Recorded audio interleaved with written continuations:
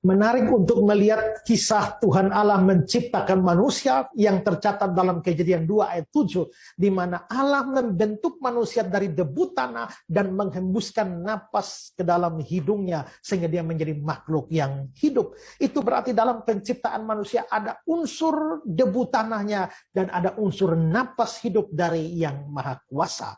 Nah, karena itulah dalam Kejadian 3 ayat 9, engkau dari debu dan engkau akan kembali menjadi debu. Tetapi Ayub pasal 33 ayat 4 dikatakan, napas Yang Maha Kuasa membuat aku hidup. Berarti manusia memang perpaduan antara debu tanah dan nafas hidup atau roh Allah. Debu tanah itu dari bawah, sedangkan nafas Allah itu dari atas. Maka manusia adalah perpaduan antara bawah dan atas, atas dan bawah. Nafas Allah itu sifatnya kekal, sedangkan debu tanah ini sifatnya fana. Itu berarti bahwa manusia adalah perpaduan antara kekekalan dan kefanaan. Nafas Allah dari surga, debu tanah ini dari bumi, maka manusia itu adalah perpaduan antara surga dan bumi. Dan itu berarti bahwa manusia baru akan menemukan hakikat dirinya yang sesungguhnya dalam kesadaran akan keseimbangan dua aspek ini. Manusia di satu sisi harus sadar bahwa dia adalah makhluk yang fana, tapi di sisi lain harus sadar bahwa dia adalah kekal. Di satu sisi dia sadar bahwa dia ada di bumi ini, tetapi dia tidak boleh lupa mengangkat muka ke atas. Dia harus berpikir tentang surga selama dia ada di bumi ini. Masalahnya dalam hidup manusia adalah kita menemukan ketidakseimbangan di dalam dua aspek hidup ini.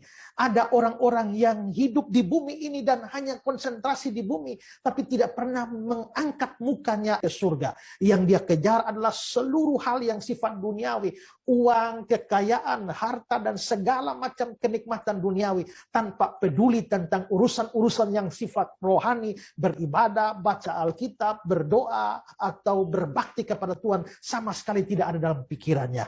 Sementara itu ada orang-orang yang terlalu berkonsentrasi ke atas, ke surga, lalu dia lupa pada tanggung jawab yang harus dia kerjakan sementara dia ada di bumi. Jadi ada orang yang mengangkat muka ke surga, lupa bahwa kakinya ada di bumi. Tapi ada orang yang menatap ke bumi, tapi tidak pernah mengangkat matanya ke surga. Nah, Tuhan Yesus pernah berkata, manusia tidak hidup dari roti saja, tapi dari setiap firman yang keluar dari mulut Allah. Itu berarti bahwa manusia hidup dari dua ini, yaitu roh dari firman dan jasmaninya itu dari roti. Karena itulah, marilah kita memperhatikan hidup kita, mengatur hidup kita, supaya hidup kita seimbang antara jasmani dan rohani. Tuhan memberkati.